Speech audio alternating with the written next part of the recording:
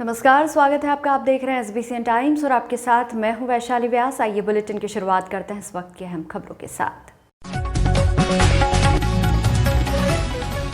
वेतन विसंगति सहित अपनी 16 सूत्री मांगों को लेकर आशा उषा कार्यकर्ताओं की हड़ताल जारी।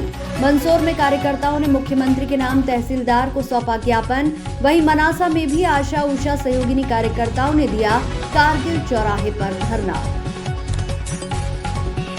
श्रमजीवी पत्रकार संघ के दीपावली मिलन समारोह में तहसीलदार श्रीवास्तव ने कहा, पत्रकार बिना वेतन के निस्वार्थ भाव से करते हैं कार्य। तो वहीं थाना प्रभारी परिहार का कहना था, पत्रकार व पुलिस एक सिक्के के हैं दो पहलू। मंदसौर में अवैध हथियार की खरीद फरोख्त के मामले में एक होमगार्ड जवान सहित 3 गिरफ्तार, एक आरोपी फरार, पुलिस कर रही है तलाश। और जीरन तहसील के गांव कुचड़ोद में किसान की आत्महत्या के बाद पुलिस प्रशासन ने मृतक के खेत का विवादित रास्ता खुलवाया। अपनी वेतन विसंगति सहित विभिन्न मांगों को लेकर प्रदेश की आशा उषा कार्यकर्ता व सहयोगिनी इन दिनों हड़ताल पर है। मंदसौर में भी आशा उषा एवं सहयोगिनी कार्यकर्ताओं ने हड़ताल करते हुए सरकार के खिलाफ मोर्चा खोल रखा है। मंगलवार को आशा उषा कार्यकर्ताओं ने एकत्रित होकर शहर में रैली निकाली और अपनी वेतन सहित 16 सूत्रीय मांगों का मुख्यमंत्री शिवराज सिंह चौहान के नाम एक ज्ञापन तहसीलदार को सौंपा। बता दें कि प्रदेश भर में इन दिनों आशा उषा एवं सहयोगिनी कार्यकर्ताएं अपनी विभिन्न मांगों को लेकर हड़ताल पर है। कार्यकर्ताओं की हड़ताल 14 नवंबर से 19 नवंबर तक रहने वाली है। मंदसौर में भी जिले भर में सभी कार्यकर्ताएं हड़ताल पर है। मंगलवार को सभी आशा उषा कार्यकर्ताओं ने सैकड़ों की संख्या में एकत्रित होकर शहर में रैली निकाली और वेतन विसंगति सहित अपनी 16 सूत्रीय मांगों का ज्ञापन भी सौंपा। अपनी मांगों को लेकर के ज्ञापन दिया है माननीय मुख्यमंत्री जी के नाम पर, जिसे शीघ्र ही उन तक पहुंचा दिया जाएगा। वेतन और अन्य प्रकार की उनकी मांगें हैं जिनके बारे में उन्होंने विस्तृत लिखा हुआ है। इससे माननीय CM साहब तक पहुंचाकर अवगत करा दिया जाएगा। हमारी सरकार से निरंतर मांगे चल रही है हमारे नियमितीकरण के लिए और हमें मासिक वेतन के लिए कि हमारा न्यूनतम वेतन करा जाए, लेकिन सरकार हमारी सुन नहीं रही है। हम स्वास्थ्य कार्यकर्ता है, सरकार की जो भी स्वास्थ्य संबंधी जानकारियाँ होती है वो जन जन तक पहुंचाने का कार्य हम ही करती है, लेकिन सरकार केवल हमें 2000 रुपये मासिक वेतन देती है। उससे हमारे घर का भरण पोषण नहीं होता है। तो सरकार से हम यही कहते हैं कि वो हमारी ओर ध्यान आकर्षित करे और जैसे अन्य राज्यों में अन्य राज्य की सरकार उन्हें वेतन दे रही है, वैसे ही अपने मध्य प्रदेश की सरकार भी हमें न्यूनतम वेतन दे। दीपिका हलकारा। हमारी सरकार से निरंतर मांगे चल रही है हमारे नियमितीकरण के लिए और हमें मासिक वेतन के लिए कि हमारा न्यूनतम वेतन करा जाए, लेकिन सरकार हमारी सुन नहीं रही है। हम स्वास्थ्य कार्यकर्ता है, सरकार की जो भी स्वास्थ्य संबंधी जानकारियाँ होती है वो जन जन तक पहुंचाने का कार्य हम ही करती है, लेकिन सरकार केवल हमें 2000 रुपये मासिक वेतन देती है। उससे हमारे घर का भरण पोषण नहीं होता है। तो सरकार से हम यही कहते हैं कि वो हमारी ओर ध्यान आकर्षित करे और जैसे अन्य राज्यों में अन्य राज्य की सरकार उन्हें वेतन दे रही है, वैसे ही अपने मध्य प्रदेश की सरकार भी हमें न्यूनतम वेतन दे। दीपिका हलकारा। आशा कार्यकर्ताओं में और हमने हमारी मांगों को लेकर हमने हड़ताल की है और 14 नवंबर से लेकर 19 नवंबर तक हड़ताल रहेगी और हमको न्यूनतम वेतन नहीं दिया जा रहा है, इसलिए हम हड़ताल कर रहे हैं और हम आगे भी यही लड़ाई लड़ेंगे अगर हमारी मांगें पूरी नहीं हुई तो। अभी किसको ज्ञापन देने आए आप? अभी ज्ञापन हम कलेक्टर साहब को ज्ञापन देने आए हैं। और श्रमजीवी पत्रकार संघ तहसील इकाई दलोदा द्वारा दीपावली मिलन समारोह आयोजित किया गया। इसके साथ ही श्रमजीवी पत्रकार संघ तहसील दलोदा का सदस्यता अभियान भी प्रारंभ किया गया। कार्यक्रम की शुरुआत अतिथियों द्वारा मां सरस्वती की तस्वीर पर माल्यार्पण एवं दीप प्रज्वलित कर की गई। कार्यक्रम की अध्यक्षता जिलाध्यक्ष डॉक्टर प्रीतिपाल सिंह राणा द्वारा की गई।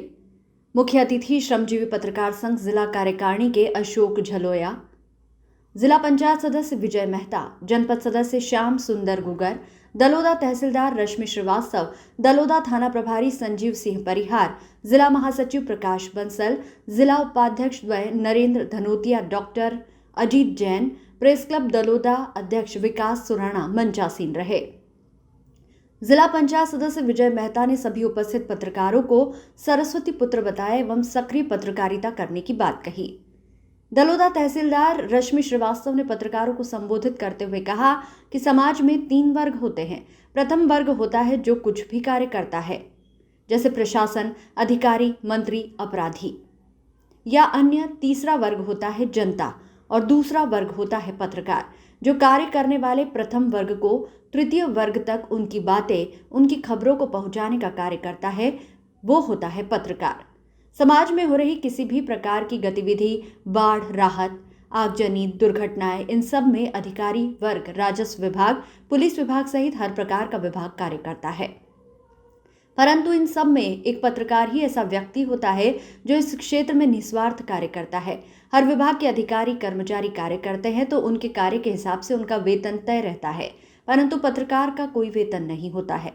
बिना वेतन के निस्वार्थ भाव से पत्रकार समाज हित में अपने कार्य का निर्वहन करता रहता है। हर विभाग के अधिकारी, कर्मचारियों को अपने अपने विभाग की जानकारी होती है, परंतु पत्रकार ही एक ऐसा व्यक्ति होता है जिसे हर विभाग के हर गतिविधियों की जानकारी तय समय रहती है। पत्रकार हमेशा समाज को आईना दिखाने का कार्य करता है। कई वक्त, कई समय इस प्रकार की समस्या भी आती है कि सच बताने पर पत्रकार को अभद्र व्यवहार का भी सामना करना पड़ता है, परंतु एक सच्चा पत्रकार उन बातों को लेकर भी डगमगाता नहीं है, अडिग रहता है। ऐसे निस्वार्थ भाव से जनता की बात प्रशासन तक एवं सरकार की योजनाओं की जानकारी सहित हर खबर की जानकारी आम जनता तक पहुंचाने वाले पत्रकारों को भी वेतन मिलना चाहिए। सम्मान समारोह में हमारे बीच उपस्थित सब्जी पत्रकार संघ के जिला अध्यक्ष आदरणीय दीपा सिंह जी राणा, क्योंकि मेरे राजनीतिक जीवन में भी उनका मार्गदर्शन मुझे मिलता है। परम सम्मानित श्री झज्जर जी, आदरणीय नरेंद्र दलोतिया जी और यहाँ विराजित माँ सरस्वती के सुपुत्र वरिष्ठ पत्रकारगण एवं युवा पत्रकार साथियों, पत्रकारिता लोकतंत्र का एक चौथा स्तंभ है और बिना पत्रकार साथियों की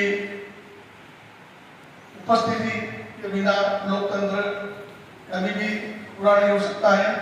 आज पहले प्रिंट मीडिया के माध्यम से आप लोग अपनी सेवाएं पत्रकारिता क्षेत्र में देते थे, क्योंकि समय बदल गया और अब इलेक्ट्रॉनिक मीडिया और सोशल मीडिया के माध्यम से भी आप लोग अपनी पत्रकारिता का कार्य करते हैं। मैं इस अवसर पर केवल ये कहना चाहूँगा कि आज के इस दौर में आप लोगों की महती जिम्मेदारी बढ़ गई है, क्योंकि आज राजनीतिक क्षेत्र हो चाहे और भी सामाजिक क्षेत्र हो, उन सब में कहीं ना कहीं पत्रकारों के साथ में अभद्रता और उनको डराना और भाषा में क्या बोलते हैं चमको पैसे नरेंद्र जी, तो ये बहुत सारी घटनाएं हमारे सामने भी आती है। लेकिन आपको निर्भीक होकर और सच्चाई की जो बात आप लिखते हैं या सच्चाई का जो समाचार लगाते हैं, उससे आपको कभी भी विचलित नहीं होना है। कोई अच्छा काम करता है तो उसमें छोटी मोटी कठिनाइयाँ और परेशानियाँ आती है, फिर भी ज़्यादा मैं समझता हूँ कि आप लोग चाहे किसी भी राजनीतिक क्षेत्र का व्यक्ति हो, चाहे बीजेपी हो, कांग्रेस हो, आप सभी को बराबर अगर कोई सामाजिक का या निचले स्तर का जो जनप्रतिनिधि है वो अपना काम ईमानदारी से कर रहा है तो आप लोगों की तरफ से उसको अच्छा फीडबैक भी मिलता है। और कहीं वो अपने पद का दुरुपयोग कर रहा है या अपने कर्तव्य का निर्वहन सही ढंग से भी कर रहा है तो आप लोग बराबर उसको जो आपका कर्तव्य है कि उसको गलत को आप उसको बताते हैं। इसलिए मैं आपका इस अवसर पर मेरे वाणी के रूप से आप सभी का स्वागत करता हूँ और वंदन करता हूँ। आपने इस अवसर पर मुझे आमंत्रित किया, बुलाया, क्योंकि मेरी तो पत्रकार आपकी मीटिंग में पहला ही अवसर है आने का, लेकिन मुझे लोकल जो आपके जो पत्रकार साथी हैं, शुभम जी, अजय भैया है, धामिया जी हैं, आदरणीय बाबू जी बैठे हैं, सुनी जी, सभी का मुझे हर तरह जो धार्मिक सामाजिक राजनीतिक क्षेत्र में काम करता हूँ उसमें मुझे पूरा सहयोग मिलता है। इसलिए मैं बहुत बहुत हृदय की गहराइयों से आपका धन्यवाद व्यक्त करता हूँ। जय जय भारत। समाज के 3 वर्ग होते हैं। एक वर्ग जो कोई कार्य करता है, वो कोई अधिकारी कर्मचारी हो, कोई समाज सेवी हो, कोई नेता हो, मंत्री हो, कोई अपराधी हो या अन्य कोई व्यक्ति जो कोई कार्य करता है। दूसरा वर्ग मैं कहूँगी पत्रकार वर्ग और तीसरा वर्ग लाखों करोड़ों की जनता। तो प्रथम वर्ग जो कुछ करता है वो तीसरे लाखों वाले वर्ग तक किस रूप में पहुंचेगा, ये आपकी जादुई कलम तय करती है। उस कार्य को किस रूप में कैसे पहुंचाना है, ये वर्ग तय करता है। एक बड़ी मैं कई बार सोचती हूँ इस बारे में कि कई सारे कर्मचारी अधिकारी होते हैं अलग अलग विभागों के जो कार्य करते हैं, 10 से 5 ऑफिस में नौकरी करते हैं, कुछ लोग ज़्यादा देर तक भी करते हैं, और कुछ लोगों को बड़ा बेचारा समझा जाता है। जैसे कि कहीं बाढ़ आई तो वहाँ पर बाकी सब अपने विभाग के कर्मचारी कार्य करेंगे, तहसीलदार पटवारी रात में 2 बजे 3 बजे तक बाढ़ में लगे रहेंगे, बचाव कार्य करते रहेंगे, पुलिस भी लगी रहेगी, अपना कार्य करती रहेगी, बचाव कार्य करती रहेगी। कहीं एक्सीडेंट हो गया, वहाँ भी तहसीलदार को जाना है, राजस्व अधिकारियों को जाना है, पुलिस को भी जाना है। कहीं आग लग गई। जो कार्यक्रम में आज मुझे बुलाया गया, बहुत अनऑफिशियल होकर बोलूँ तो मुझे यहाँ बहुत अच्छा महसूस हुआ कि हमेशा ऐसा होता है कि हम यहाँ पे खड़े होते हैं और आप वहाँ खड़े होकर बाइट ले रहे होते हैं। आज सब लोग साथ में बैठे थे तो सभी लोगों ने जो अपने अपने विचार व्यक्त किए, एक फ्रेंडली माहौल में सभी लोगों ने जो कुछ बोला, कुछ समस्याएँ थी, कुछ प्रॉब्लम्स थी, सभी लोगों की जो शेयर की उनको सुन के बहुत अच्छा लगा। और उम्मीद करूँगी कि पत्रकार, पुलिस प्रशासन, हम सभी लोग आगे भी इसी तरह से एक साथ मिलजुल के काम करते रहेंगे ताकि अपने क्षेत्र में हर प्रकार की प्रॉब्लम्स को साथ में शेयर करें और साथ में उसका समाधान निकालें। चूँकि हमारा नवीन परिचय पत्र का कार्यक्रम शुरू हो चुका है, तो आज दीपावली मिलन समारोह के साथ में नवीन जो मेंबरशिप है उसकी भी शुभारंभ की गई है। तो दलोदा ब्लॉक के कई ने सारे जो मेंबर थे उनके नवीनीकरण के लिए फॉर्म आज भरे हैं। इस संबंध में दीपावली मिलन में एक दूसरे को शुभकामनाओं के साथ में कुछ हमारे साथियों को कार्यशाला जैसा एक वातावरण भी हमने तैयार किया। तो पत्रकारिता के कई बिंदुओं को हमने छूने का प्रयास किया है कि समाज में किस तरह से सामंजस्य बनाकर पत्रकार अपनी छवि को उज्ज्वल कर सकता है और किस प्रकार से समाज के विकास में वो सार्थक हो सकता है। इन सारी बिंदुओं पर हमारी चर्चा हुई, जिसमें प्रशासनिक अधिकारियों ने भी साथ दिया और बहुत अच्छा वातावरण निर्मित हुआ। मध्य प्रदेश श्रमजीवी पत्रकार संघ का सदस्यता अभियान है, ये 15 दिसंबर को समाप्त हो जाएगा। उसके लिए हमने यहाँ से शुरुआत की है, तो 15 अक्टूबर से 15 दिसंबर तक चलता है। लगभग हमारे मंदसौर ज़िले में 200 से 250 श्रमजीवी पत्रकार हैं जो न केवल पत्रकारिता करते हैं, अगर पत्रकारों के हितों की रक्षा के लिए भी समय समय पर आवाज़ उठाते हैं। ये आज की कार्य योजना में रहा। SBCN टाइम्स के लिए मंदसौर से परमेश्वर सोलंकी की रिपोर्ट। मंदसौर में अवैध हथियार की खरीद फरोख्त के मामले में वाईडी पुलिस ने एक होमगार्ड जवान और 3 अन्य लोगों के खिलाफ अवैध हथियार के मामले में केस दर्ज किया है। आरोपी जवान ने अपने एक साथी के साथ मिलकर पिस्टल खरीद फरोख्त का जाल रचा था। इस जाल में आरोपी खुद ही फंस गया। वाईडी नगर एसआई विनय बुंदेला ने बताया कि अवैध वसूली के लिए होमगार्ड लाइन में पदस्थ जवान विजेश पिता रामचंद्र मालवीय ने अपने एक साथी के साथ मिलकर अवैध वसूली के लिए पिस्टल की खरीदी बिक्री करवाई। इसमें रियाज नाम के शख्स ने रतलाम के आलोट निवासी मोइन हुसैन पिता आज़ाद हुसैन नियर नागर भाम्बीपुरा आलोट और देवेंद्र पिता प्रभुलाल चौधरी गायरी मोहल्ला आलोट को अवैध पिस्टल देने के लिए मंदसौर कृषि मंडी के सामने बुलाया था। दोनों युवकों ने रियाज से 25,000 में अवैध पिस्टल खरीदी। इसी दौरान होमगार्ड जवान विजेश आधमका उसने दोनों युवकों से पिस्टल छीनी और केस बनाने के लिए धमकाया। मामला खत्म करने को लेकर सौदा 25,000 में तय हुआ। इसके बाद होमगार्ड के जवान ने दोनों युवकों से अपने परिजनों के खाते में ऑनलाइन 25,000 ट्रांसफर करवाए। इसी बीच वाईडी नगर पुलिस को इसकी सूचना लगी तो पुलिस ने होमगार्ड के जवान विजेश, हथियार खरीदने वाले मोइन और देवेंद्र को मौके से गिरफ्तार कर लिया। वहीं हथियार उपलब्ध करवाने वाले रियाज नाम का शख्स फरार है। मामले में वाईडी नगर पुलिस ने अवैध हथियार के मामले में प्रकरण दर्ज किया है। ये पुलिस को सूचना प्राप्त हुई थी कि पटेल कृषि सेंटर के पास में, कृषि मंडी के पास संदिग्ध अवस्था में 3 लोग खड़े हैं। तो उसकी तस्दीक के लिए जब पुलिस को भेजा तो वहाँ मोइन, देवेंद्र और विजेश नामक सैनिक मिला और जब तलाशी ली तो मोइन के पास से एक पिस्टल में मैगज़ीन के बरामद हुई है। और जब पूछताछ की तो पूछताछ पर ज्ञात हुआ कि देवेंद्र जो है वो लेने आया हुआ था मोइन के साथ, आलोट के रहने वाले हैं ये दोनों। और जब ये लोग का लेन देन हो गया उसके बाद विजेश आया और उसने इसको बोला कि तेरे को बंद कर देंगे और इस नाम से पैसे की मांग की। इस पर 25 आर्म्स एक्ट और धारा 384 IPC के तहत पुलिस ने प्रकरण दर्ज किया है। और रियाज ने पिस्टल ला के दी थी जो निवासी पिपलिया मंडी का है, उसको भी पुलिस ने तलाश की है और उसके विरुद्ध भी कार्रवाई की जा रही है। किस बात के सर पैसे मांगे जा रहे थे? ये उस सैनिक के द्वारा बोला गया कि मैं तुमको बंद कर दूंगा, तुम्हारे पिस्टल लेने आए हो, तो इस बात को लेकर के उसने पैसे की मांग की। कितने रुपए की मांग की गई? जो कितने रुपए कुछ बरामद हुए सर? बरामद तो नहीं हुआ, लेकिन उसने 25,000 रुपये फ़ोन पे किया था। उसकी इन्वेस्टिगेशन की जा रही है और उस आधार पर आगे कार्रवाई की ये जाएगी। सैनिक कहाँ पर पदस्थ हो रही है? अभी यहीं मंदसौर में होमगार्ड कार्यालय में।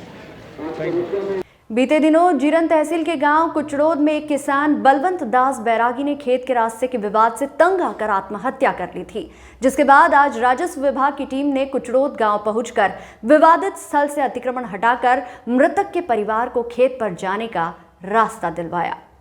गौरतलब है कि 10 नवंबर को जमीन विवाद से परेशान होकर किसान बलवंत दास बैरागी ने आत्महत्या कर ली थी और एक सुसाइड नोट भी छोड़ा था, जिसमें पटवारी, राजस्व निरीक्षक सहित कुछ अन्य लोगों पर प्रताड़ना का आरोप भी लगाया था।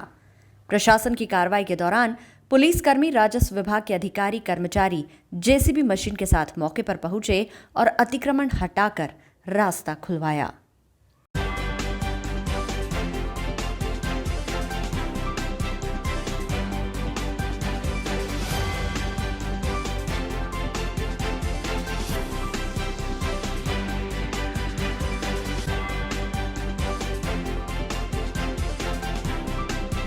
मंदसौर सीतामऊ रोड पर डिगांव में शासकीय सर्वे नंबर 370 पर अवैध अतिक्रमण हटाया गया। कॉलोनाइजर द्वारा पक्की दीवार एवं बिम भरकर अतिक्रमण कर रखा था, जिसे मध्य प्रदेश में चलाए जा रहे भूमाफिया अभियान के तहत पुलिस एवं प्रशासन की संयुक्त कार्रवाई में शासकीय जमीन पर अवैध रूप से कब्जा किया हुआ था, जो कि अतिक्रमण मुक्त कराया गया। प्रशासन ने लगभग 4 घंटे तक कार्रवाई कर 1 करोड़ की भूमि को मुक्त कराया। मंदसौर तहसीलदार मुकेश सोनी ने मीडिया से चर्चा करते हुए बताया कि सर्वे क्रमांक 370 पर अवैध अतिक्रमण कर रखा था, जिसे भूमाफिया अभियान के तहत कार्रवाई करते हुए 1 करोड़ की जमीन मुक्त कराई गई। इस तरह की कार्रवाई लगातार क्षेत्रों में भी जारी रहेगी। भूमाफिया द्वारा जहां पर भी अवैध अतिक्रमण कर रखा है, उसे अतिक्रमण मुक्त कराया जाएगा।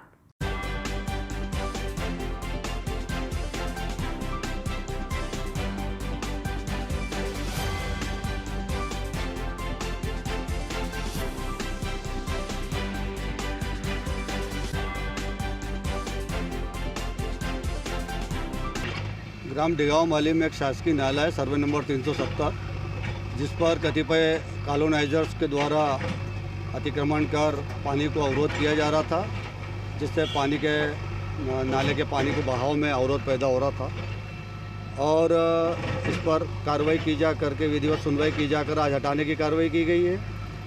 यह लगभग 1000 रनिंग फीट पर दीवार का निर्माण किया गया था, पक्का निर्माण किया गया था, जिसे आज प्रशासन, राजस्व और पुलिस बल द्वारा हटाया गया है और ये कार्रवाई लगातार चल रही है। सर अनुमानित कीमत क्या होगी इसकी? ये ज़मीन और स्ट्रक्चर की लगभग 1 करोड़ से अधिक की कीमत है, जिसे आज हमने डिसमेंटल किया है। SBCN टाइम्स के लिए मंदसौर से परमेश्वर सोलंकी की रिपोर्ट। मंदसौर में जिला पेंशनर एसोसिएशन विद्युत मंडल कर्मचारियों द्वारा अपनी विभिन्न मांगों को लेकर विद्युत विभाग कार्यालय के बाहर धरना प्रदर्शन किया गया और नारेबाजी भी की गई।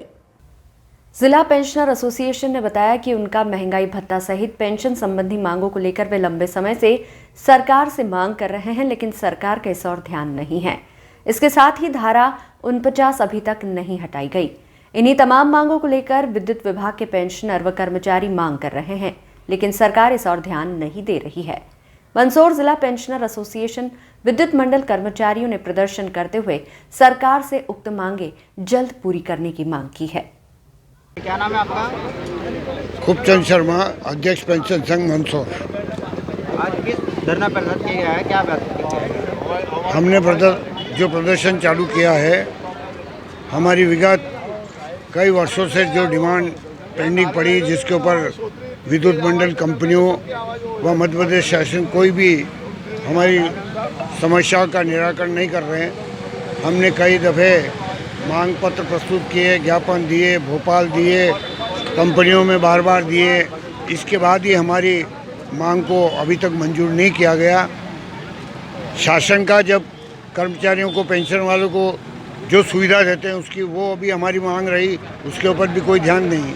जब DA महंगाई भत्ता मंजूर होता है, मध्य प्रदेश शासन के पेंशन वालों को मिल जाता है और बिजली कर्मचारियों के पेंशन वालों को नहीं मिलता है। वो आज 6% DA मध्य प्रदेश शासन वालों को मिल गया। उनका 3-4 महीने का एरियर भी साथ में भुगतान किया।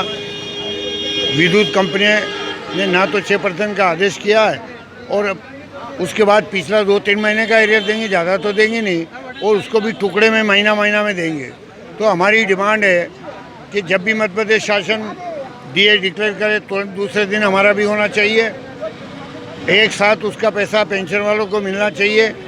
बहुत सारे पेंशन हमारे एजेंट है, उनको क्या मालूम बेचारों को कि हमको ये पेंशन मिलेगी या हमारे महंगाई भत्ता मिलेगा या नहीं मिलेगा। इस बात का भी हम बार बार हमारे ज्ञापन में जिक्र करते हैं, फिर भी उसका कोई ध्यान नहीं देती है।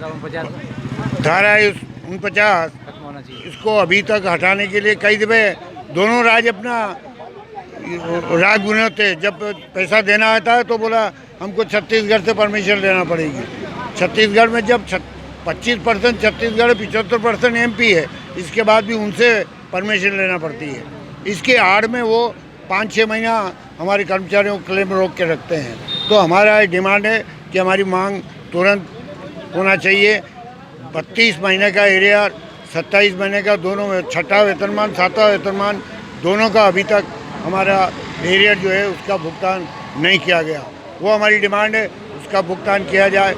फ्री इलेक्ट्रिसिटी हमारे पेंशन लोगों को मिलती थी 25%, उसको बिना ऑर्डर, बिना सोचे समझे तुरंत बंद कर दी कंपनियों ने। तो ये जो चीज़ें हैं इसके ऊपर हमारा ध्यान होना चाहिए। और इसके बाद हमारे आंदोलन 18 तारीख तक यहाँ चलेगा। उसके बाद 24 तारीख को हम यहाँ से सब भोपाल के लिए कूच करेंगे। सुभाष चंद्र बुगदे धरना लगाया गया है, किस बात को लेकर क्या कहना है? इस बात को धरना लेकर लगाया गया है कि कई दिनों की मांग न मानने के कारण, DA न बढ़ाने के कारण गत 2 महीने पूर्व, दीपावली पूर्व उन्होंने पेंशन रोक दी थी। 7 तारीख को पेंशन दी गई। क्यों हुआ? ये मिसमैनेजमेंट है और शासन और MD सब मिले हुए ही है।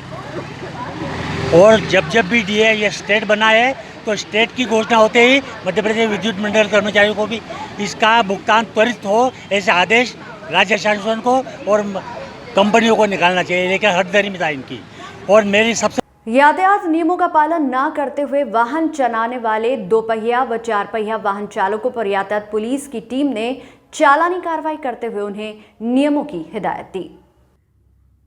मंदसौर शहर के सीतामऊ मार्ग पर लाभ मुनि नेत्र चिकित्सालय के पास पॉइंट लगाकर यातायात पुलिस की टीम ने बिना हेलमेट, बिना कागजात के चल रहे वाहनों को रोककर चालानी कार्रवाई की।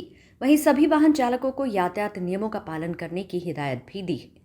गौरतलब है कि इन दिनों पुलिस विभाग द्वारा यातायात जागरूकता को लेकर अभियान चलाया जा रहा है। इसी के तहत यातायात पुलिस की टीम लगातार नियमों का उल्लंघन कर रहे वाहन चालकों पर चालानी कार्रवाई कर रही है तथा उन्हें यातायात नियमों का पालन करने की हिदायत भी दे रही है।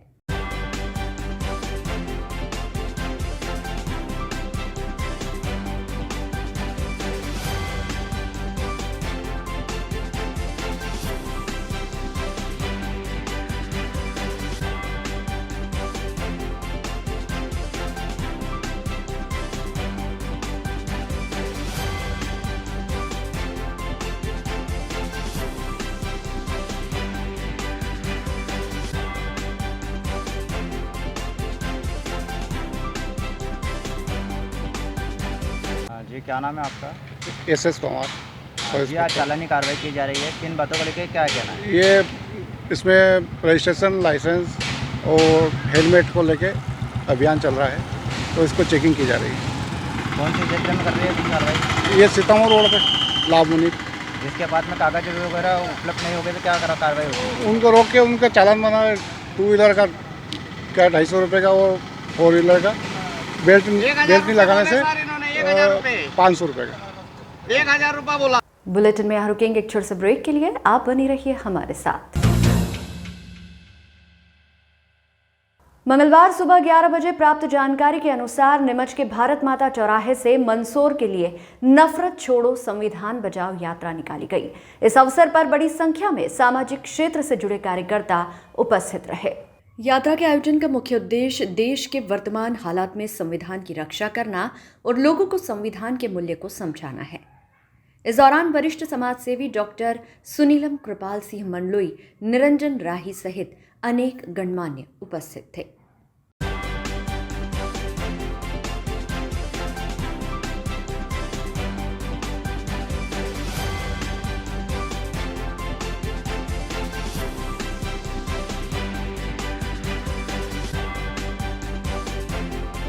देखिए, ये यात्रा नफ़रत के खिलाफ और संविधान के लिए निकाली जा रही है।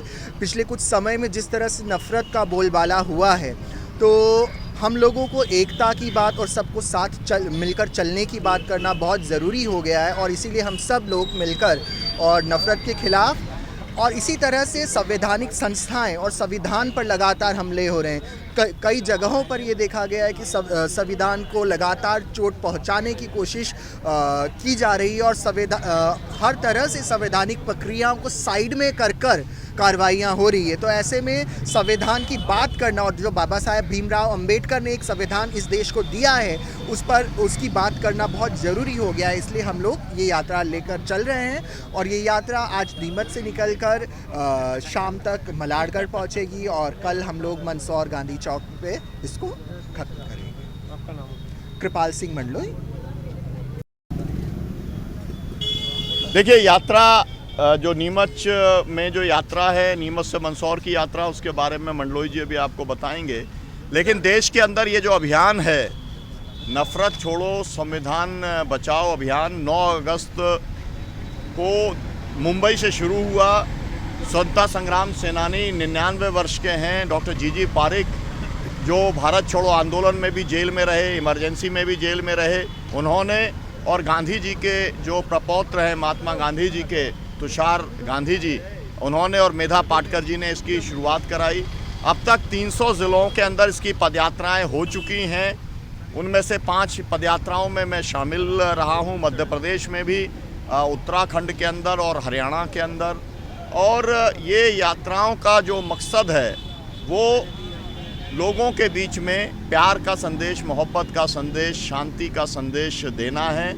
हम ये मानते हैं कि देश का विकास तभी संभव है जब समाज में शांति हो, समाज में सद्भाव हो। लेकिन जो लोग इस समय राज कर रहे हैं, वो लोग नफ़रत को मुद्दा बना करके, हिंदू मुसलमान करके, भारत पाकिस्तान करके वो राज करने का काम कर रहे हैं। और इसीलिए आपने अभी युवाओं का नारा सुना कि नफ़रत नहीं रोज़गार चाहिए, नफ़रत नहीं स्वास्थ्य चाहिए, नफ़रत नहीं हम लोगों को शिक्षा चाहिए। तो ये इसका मूल संदेश है। इसका समापन 26 जनवरी को दिल्ली के पास में पलवल है, तो पलवल से हम एक पदयात्रा निकालेंगे। 30 जनवरी तक वो यात्रा दिल्ली तक चलेगी और उस पदयात्रा में राकेश टिकैत भी शामिल होंगे और भी तमाम देश के नेता, जो जन नेता हैं, जन संगठनों के नेता हैं, वो उसके अंदर शामिल होंगे। और 30 जनवरी को, जिस दिन गांधी जी की हत्या हुई थी, हम जंतर मंतर पर खड़े हो करके ये कहेंगे कि ये देश गांधी का देश है, अहिंसा के रास्ते को मानने वालों का देश है, भारत के संविधान को मानने वालों का देश है। ये देश गोडसेवादियों का नहीं है, ये देश हिंसावादियों का नहीं है।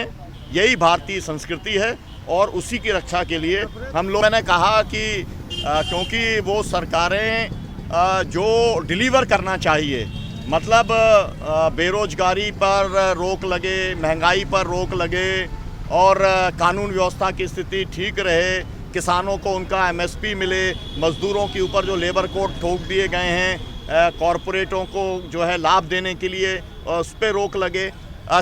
मंगलवार दोपहर 1 बजे प्राप्त जानकारी के अनुसार नीमच के नेहरू पार्क पर अनुसूचित जाति जनजाति के कर्मचारी संगठन द्वारा महान क्रांतिवीर बिरसा मुंडा की जयंती मनाई गई। इस अवसर पर बिरसा मुंडा के चित्र पर माल्यार्पण कर उन्हें नमन किया गया। इस दौरान उनके जय घोष के नारे लगाए गए। कार्यक्रम में अजाक संगठन के पदाधिकारी सदस्यगण उपस्थित रहे, जिन्होंने बिरसा मुंडा के देश और समाज के लिए किए गए कार्यों को याद किया।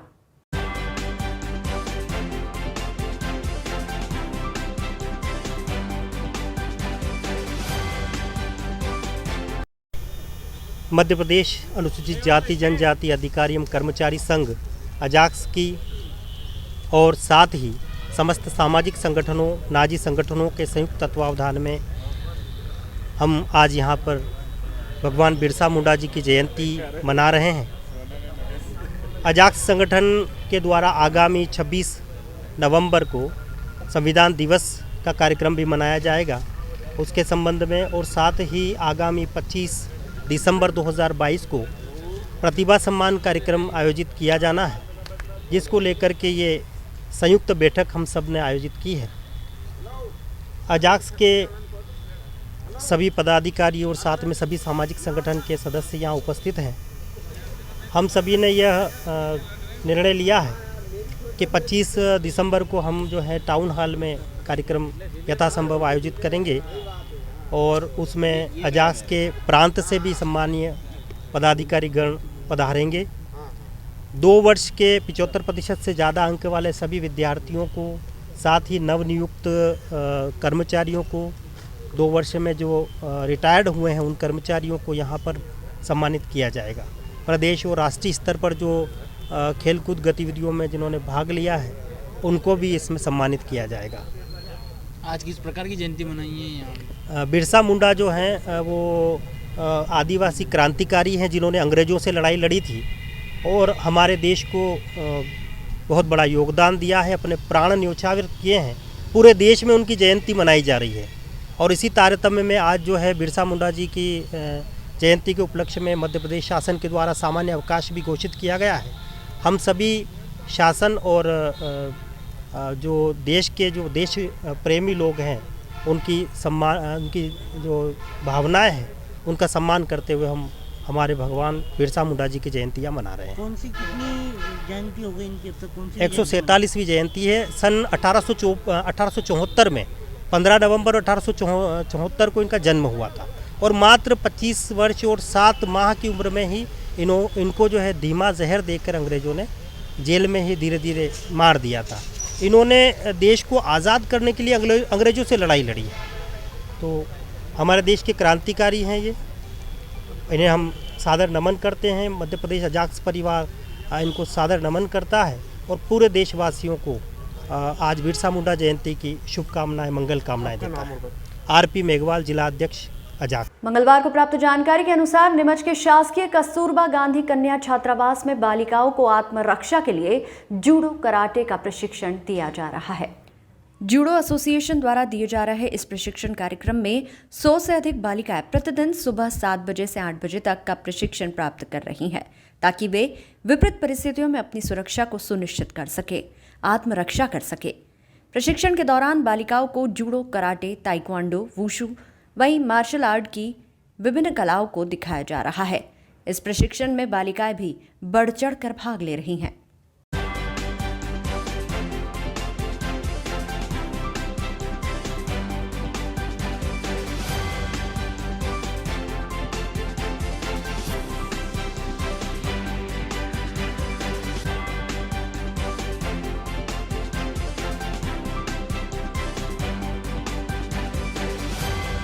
बीती सोमवार की रात मंदसौर शहर के नूतन स्कूल के पास स्थित हर्बल गार्डन से साइकिल चोरी की घटनाक्रम सामने आया है। साइकिल की चोरी एक बुजुर्ग व्यक्ति द्वारा की गई, जिसे लोगों ने पुलिस के हवाले किया। यहां पहुंचे फरियादी के परिवार और मौजूद लोगों का कहना था कि उक्त बुजुर्ग द्वारा लगातार साइकिल चोरी की वारदात को अंजाम दिया जा रहा है। इससे पहले भी हर्बल गार्डन से साइकिल चोरी सहित अन्य वारदातें हो चुकी है। सोमवार रात भी बुजुर्ग इसी तरह साइकिल चोरी की घटना को अंजाम दे रहा था, लेकिन रंगे हाथों पकड़ा गया। बच्चे की साइकिल चोरी करने पर बुजुर्ग को लोगों ने पुलिस के हवाले किया। जी, आप यहाँ हर्बल गार्डन आया था, आपके भाई की साइकिल चोरी हुई थी, क्या जी, मेरे पास कॉल आया था वहाँ मेरे पापा का कि यहाँ पर साइकिल चोरी हुई है तुम भाई की, तो तुम यहाँ पर जल्द से जल्द आ जाओ। तो यहाँ आने के बाद पता चला कि एक बुजुर्ग अंकल थे, उन्होंने यहाँ से साइकिल चुराई है। और पहली बार ऐसा नहीं हुआ कि उन्होंने साइकिल चुराई है, ऐसे 3 से 4 बार हो गया कि उन्होंने यहाँ से साइकिल चुराई है इस महीने के अंदर में। तो अभी इसीलिए फिर यहाँ के लोगों के हेल्प से उन्होंने पुलिस को कांटेक्ट किया और पुलिस आई और वो उनको लेकर गई है। तो थैंक यू सो मच सबका कि उन सब ने हेल्प करी और चोर पकड़ा गया। क्या नाम है आपका? Simran Lalwani. Thank you. Sir. जी, एक साइकिल चोर पकड़ा है, क्या करें? हाँ, ये यहीं से पकड़ा है सर। वो बहुत दिनों से ले जा रहा है साइकिल और हमारे पहचान में नहीं आ रहा था और आज हमारे पहचान में आ गया। वो तो हमने पकड़ के रखा था उसको। बहुत सारी साइकिल जाती है और हमारा हर्बल गार्डन का मतलब बदनाम होता है सर। क्या कहें? तो इसको तो सजा देना ही है सर। क्या एक बुजुर्ग व्यक्ति होकर और इस तरह से साइकिल? ये बुजुर्ग है, वो बात मानी। इनके परिवार वाले भी तो होंगे, बच्चे भी होंगे, तो वो इनका ध्यान नहीं रखते कि आज पिताजी कहाँ जा रहे हैं कि ऐसे चोरी करने से काम थोड़ी चलेगा सर। एक दिन मीठा हो जाएगा, फिर क्या होगा आगे। क्या नाम आपका? मेरे शारदा सोनी सर। मैं गायत्री परिवार में सेवा देती हूँ। हर्बल गार्डन पे 8 साल से सेवा दे रही हूँ और आए दिन साइकिल चोरी होती सर। एक बोरीवाल सर हमारे गायत्री मंदिर के सामने, उनकी भी घूमी है सर। पवित्र कार्तिक मास में चल रहे भगवान पशुपतिनाथ के भव्य मेले में अब लोगों की भीड़ पहुंचने लगी है। दिन हो या रात का समय, यहां बड़ी संख्या में लोग मेले का लुत्फ उठाने पहुंच रहे हैं। मेले में लगे झूले, चक्री व दुकानें आकर्षण का केंद्र बने हुए हैं। वहीं सांस्कृतिक मंच पर भी रोज नए कार्यक्रम आयोजित किए जा रहे हैं। बता दें कि कार्तिक माह में बाबा पशुपतिनाथ के दरबार में भव्य मेला सजाया जाता है, जो इस बार 2 साल बाद आयोजित किया जा रहा है। मेले के इस आयोजन में बड़ी संख्या में जिले सहित आसपास क्षेत्र के लोग पशुपतिनाथ मेले का आनंद ले रहे हैं। वहीं बाबा पशुपतिनाथ का दर्शन भी प्राप्त कर रहे हैं। बता दें कि कार्तिक के इस महीने का समापन 23 नवंबर को होगा।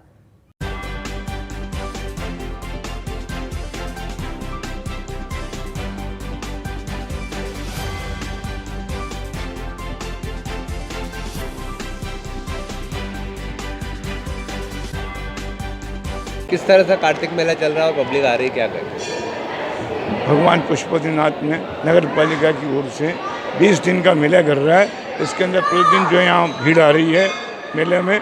मेले से लोग भगवान दर्शन करने आते हैं और मेला भरपूर चल रहा है और भगवान के दर्शन में लोग शाम से लोग आ रहे हैं। दर्शन अच्छी भीड़ चल रही है, खासी भीड़ भगवान दर्शन कर रही है और अपनी मनोकामना पूर्ण कर रही है।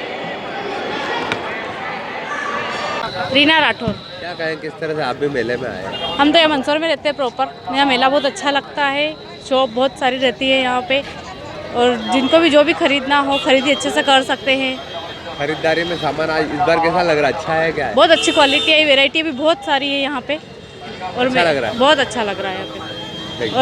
मंदसौर में भगवान पशुपतिनाथ महादेव मेले के सांस्कृतिक मंच पर रविवार की रात्रि को गुजराती भजन गायिका गीता रबारी ने भजनों की प्रस्तुति दी। गीता रबारी के भजनों को सुनने के लिए बड़ी संख्या में लोग पहुंचे।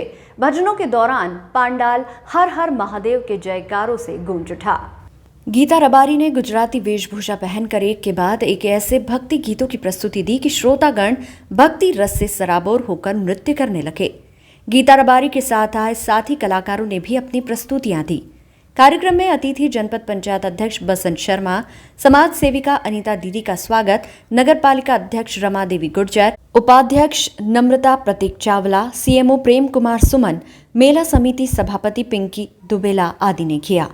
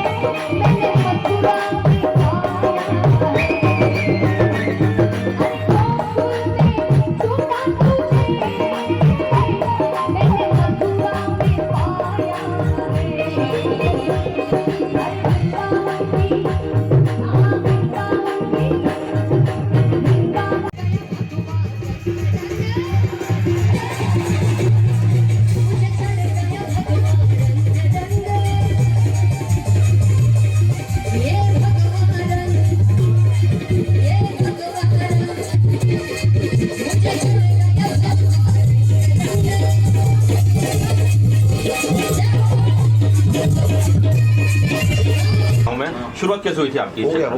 वो सब आप मैं बहुत छोटी थी तब से गा रही हूँ। शॉर्ट में पता और अभी जो प्रोग्राम भारत के जितने भी लोग हैं, हमारे गुजरात के लोग हैं, सब लोगों ने बहुत प्यार दिया है।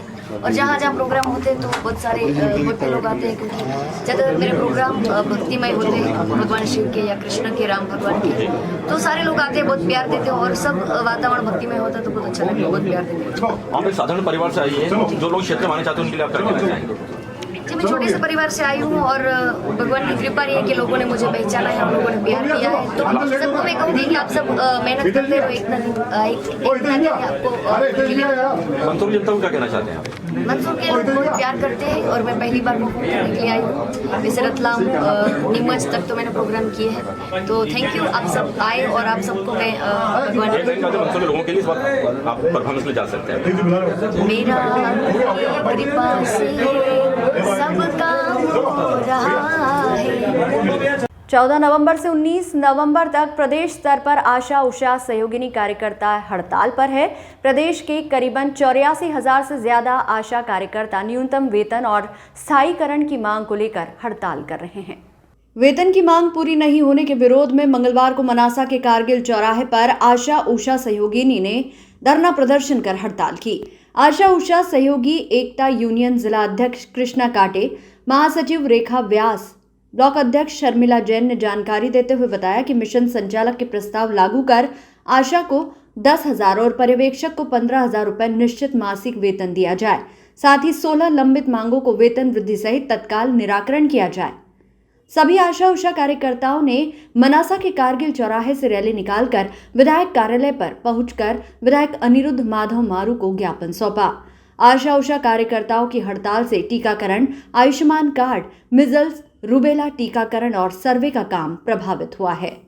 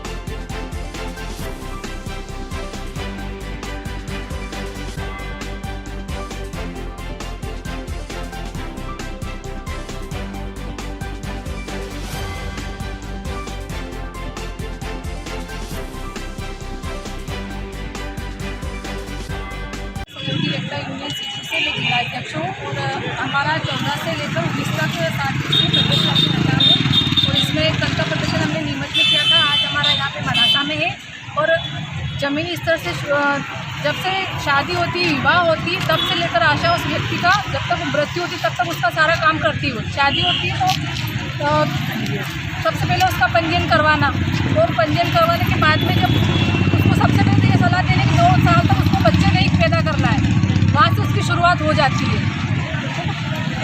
और उसके बाद में जब प्रेगनेंट होती महिला तो उसका 3 मास में पंजीयन करवाना पड़ता है। 3 मास के पंजीयन के बाद में उसको पहला टीका लगवाना, दूसरा लगवाना, उसकी कोर जांच करवाना, तो उसको बार बार छोटे गांव से लेकर बड़े शहरी क्षेत्र तक जिला अस्पताल तक लेकर आना, उसके लिए उसको कितनी बार भी अप डाउन करना पड़ता है। उसका भी पैसा आशा को नहीं मिलता और आशा बहुत परेशान है।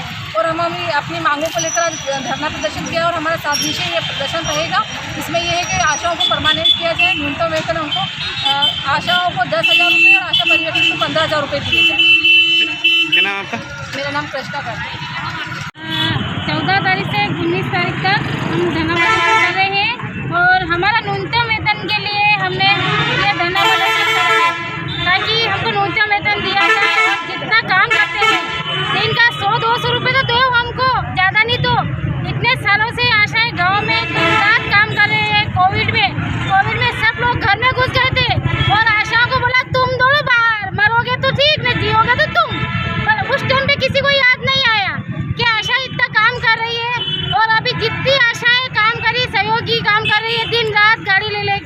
घर घर में जा रही है, फिर भी उनको न्यूनतम वेतन नहीं दिया जा रहा है।